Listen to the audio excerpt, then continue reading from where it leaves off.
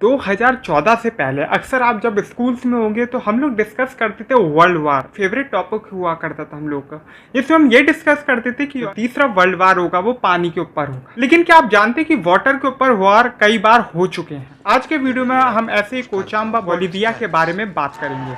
1999 दिसंबर से लेकर अप्रैल 2000 तक चलता है, जिसका जो सबसे बड़ा रीजन उधर की वाटर सप्लाई होते हैं, जिसमें 175 से भी ज़्यादा लोग इंजर्ड होते हैं, 6 से ज़्यादा कैजुअलिटीज होती है और 3 तरीके से किया जाता है। डेमोन्स्ट्रेशन, प्रदर्शन करो, उसके बाद ब्लॉकेड, चक्का जाम कर दो और एंड में दंगे। 10 अप्रैल 2000 को सरकार को ये कानून वापस लेना ही पड़ता। इससे पहले बात करते हैं बोलिविया के बारे में। 1982 में बोलिविया अपनी तानाशाही या डिक्टेटरशिप को एंड करता और सिविलियन रूल को इम्प्लीमेंट करता पूरे देश के अंदर। डेमोक्रेसी भले आ जाती है लेकिन इकोनॉमिक स्टेबिलिटी बिल्कुल नहीं आती। इतना सुपर हाइपर इन्फ्लेशन होता है कि जो महंगाई होती है 50,000% तक ज्यादा बढ़ जाती है और कोई भी फॉरेन कंपनी इन्वेस्ट करने को तैयार नहीं। वही अगर हम वर्ल्ड बैंक की माने तो वर्ल्ड बैंक को भी भरोसा नहीं है कि अगर उन्होंने पैसा दे भी दिया तो सरकार चुका पाएगी कि नहीं। Poor governance are often to plagued by the local corruption. No subsidies should be given to moderate the increase in water tariff in कोचाम्बा।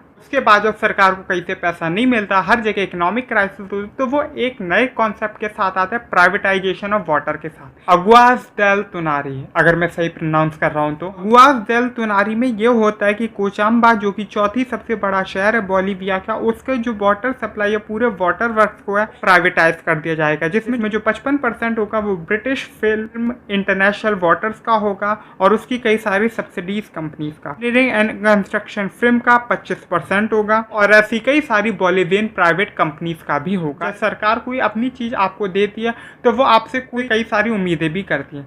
जैसे कि सरकार का मानना था कि डबल कवरेज कर दिया जाएगा वाटर सप्लाई का, इलेक्ट्रिकल प्रोडक्शन को भी और ज्यादा बेहतरीन किया जाएगा और ड्रिंकिंग वाटर की सप्लाई बढ़ाई जाएगी। उधर के प्रेसिडेंट जब प्राइवेटाइजेशन करते हैं तो वो 2.5 बिलियन भले लेते हैं। वो ये भी कहते हैं कि वाटर और सैनिटाइजेशन सर्विस सारे ही कोचाम्बा के निवासियों को मिलेगी। उसी के साथ साथ कंपनी को 15% का एनुअल रिटर्न भी देना होगा। उसी के साथ साथ एक नया लॉ आता है, लॉ 2029। ये लॉ एक तरीके से ग्रीन कार्ड होता है उस कंपनी को जो एक मोनोपोली स्थापित करने की पूरी छूट दे देता है पूरे कोचाम्बा के अंदर कि वो हर तरीके की वाटर रिसोर्स का बिजनेस कर सके। इसमें जो सबसे ज्यादा परेशानी अगर कोई झेलता है तो वो किसान झेलते हैं। और कंपनी पूरे कोचाम्बा के अंदर लोगों के घरों के बाद वाटर मीटर इंस्टॉल करती है। और गौर फरमाने वाली बात इधर ये थी कि वो मीटर जो इंस्टॉल कर रहे थे उसका पैसा भी रेजिडेंट से ही ले रहे थे। और कंपनी मोनोपोली इस हद तक खेल रही थी कि अगर आप ये सोचते हो कि ऊपर से जो बारिश हो रही है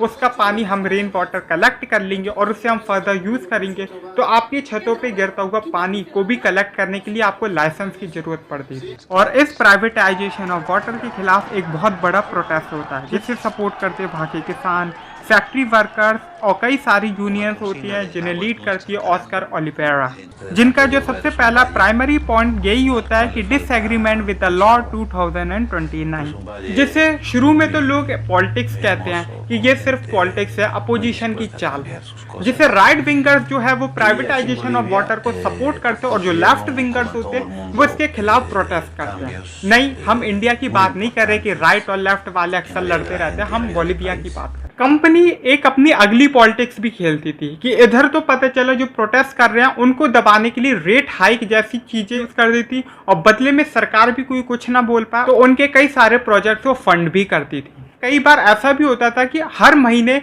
25% तक का जो वाटर रेट थे वो बढ़ा दिए जाते थे और कंपनी की इस तानाशाही के खिलाफ एक बहुत बड़ा प्रोटेस्ट होता। जनवरी 2000 में कोचाम्बा के अंदर बहुत बड़ा प्रोटेस्ट होता under the leadership of Oscar Oliveira, क्योंकि जो वाटर की तानाशाही चल रही थी वो सिर्फ शहरों में नहीं बल्कि वो गाँव में भी चल रही थी। और प्रोटेस्ट इतना बढ़ता जाता है कि लोग इसके अपोज में रोड्स को भी ब्लॉक करना शुरू कर देते और धीरे धीरे ये जो प्रोटेस्ट होता है वो बढ़ता जाता है। पियर्स वर्कर्स, शॉप एम्प्लॉयज और स्ट्रीट वेंडर्स जैसे प्रोफेशनल्स भी इसको ज्वाइन करने लगते हैं। कई सारे यूनिवर्सिटी स्टूडेंट्स भी इस प्रोटेस्ट को ज्वाइन करते, इसे सपोर्ट करते सिर्फ ताकि इंटरनेशनल मॉनेटरी फंड और वर्ल्ड बैंक जैसे मल्टीलेटरल बॉडीज का ध्यान इस कंडीशन पर आ जाए। और एक अच्छा खासा अमाउंट जो सपोर्ट मिलता है वो उन बेघर लोगों से भी मिलता है जिनके पास खुद का घर तो नहीं है, लेकिन वो पानी के दम पे जिंदा थे और अब पानी भी प्राइवेटाइज्ड है। सरकार कोई डिसीजन ले, इसलिए जो प्रोटेस्टर्स होते हैं वो 4 दिन की हड़ताल कर देते हैं। मतलब सारी चीजें कोचांबा के अंदर बंद रहेगी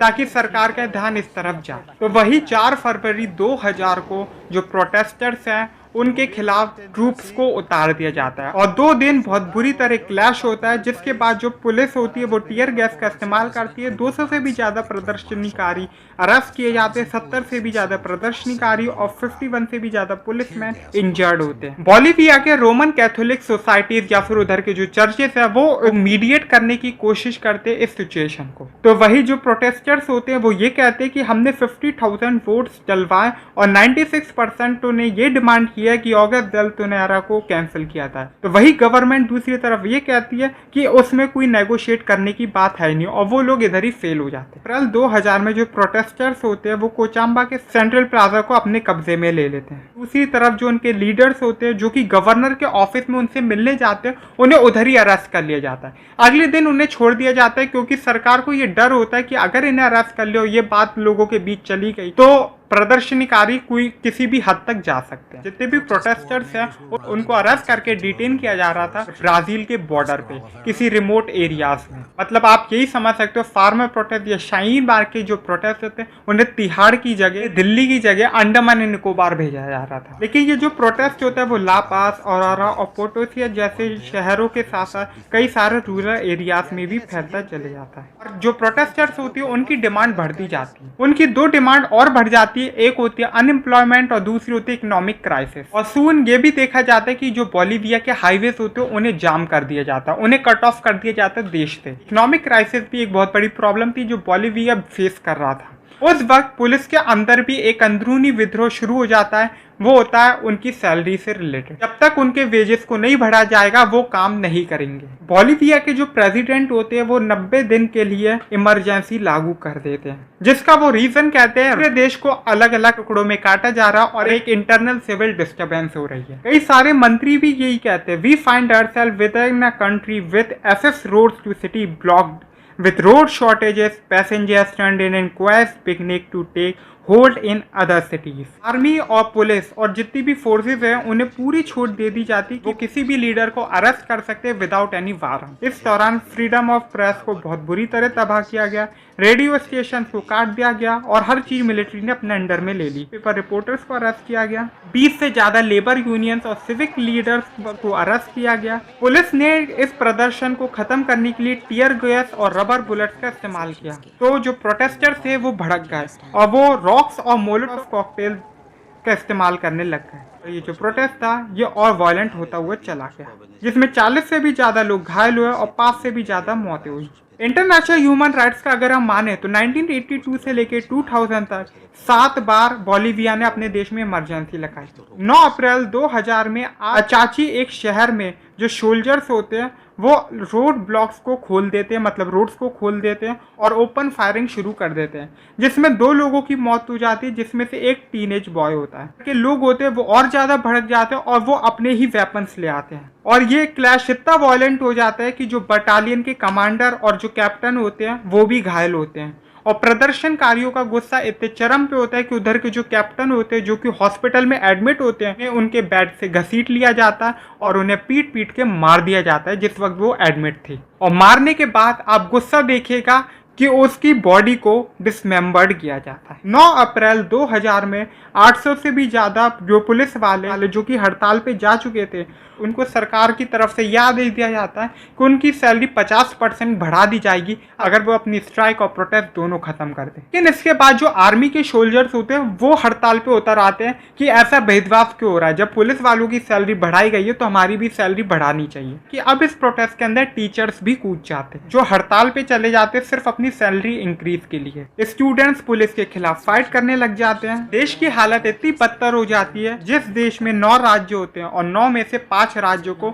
एक दूसरे से काट दिया जाता है। और उसी के बाद टेलीविजन पे एक रिकॉर्डिंग ब्रॉडकास्ट की जाती है, जिस रिकॉर्डिंग में जो बोलिवियन आर्मी के जो कैप्टन होते हैं वो ओपन फायरिंग करते हैं पे, और कई सारे लोग घायल भी होते हैं। और उनका एक वीडियो वायरल होता है जिसमें वो एक हाई स्कूल स्टूडेंट के मुंह पे लाठी मारते हैं और उस स्टूडेंट की मौत हो जाती है। जिसके बाद क्या होता है आप खुद सोच सकते हो। और पुलिस और जो फोर्सेस होती है वो साफ कह देती सरकार को कि हम आपकी सिक्योरिटी की गारंटी नहीं ले सकते। सारे अधिकारी, मंत्री और नेताओं को कोचाम्बा से सेंटा क्रूज शिफ्ट किया जाता है। और 4 दिन बाद ऑस्कर ओलिवेरा बोलिविया की सरकार के साथ एक पैक्ट साइन करती है, जिस पैक्ट में ये होता है अगुआ डेल सीनियर को अबॉलिश किया जा रहा है, लॉ 2029 को खत्म कर दिया जा रहा है और 11 अप्रैल 2000 को ये पूरा कानून चेंज कर दिया जाता है। ये डिमांड की जाती है कि जितने भी प्रदर्शनकारी है उन्हें छोड़ दिया जाए। प्राइवेटाइजेशन ऑफ वाटर को खत्म कर दिया जाता है, लेकिन जो कंपनी सू कर देती है बोलिविया की सरकार को। लेकिन लेटर ऑन 2006 में इसको भी सेटल कर दिया जाता है। सरकार समझाती है कि ये कोई सरकार ने नहीं किया, ना सरकारी एक्ट ने, ये तो लोग थे जिन्होंने आपका बॉयकॉट कर दिया। लेकिन एक चीज जो देखी गई थी कि चाहे भले इतना बड़ा प्रदर्शन हो गया, इतना बड़ा आंदोलन हो गया, लेकिन उसके बावजूद भी बोलिविया के कोचाम्बा में जो पानी की कमी है वो आज भी है। को एज एग्जांपल देते हुए ऐसा ही सेम टू सेम प्रोटेस्ट ला पास में भी हुआ था, अगुआ दी इल्लुमानी, अगर मैं सही प्रोनाउंस कर रहा हूँ तो। ये एक फ्रेंच कंपनी के खिलाफ हुआ था। आई होप आप समझ गए होंगे कि कोचाम्बा की जो पूरी वाटर वार थी वो क्या थी। इस वीडियो को लाइक कीजिए, शेयर कीजिए, साथ मेरा चैनल सब्सक्राइब कर दीजिए और फिर मिलेंगे आपसे एक नए वीडियो में एक नए टॉपिक के साथ।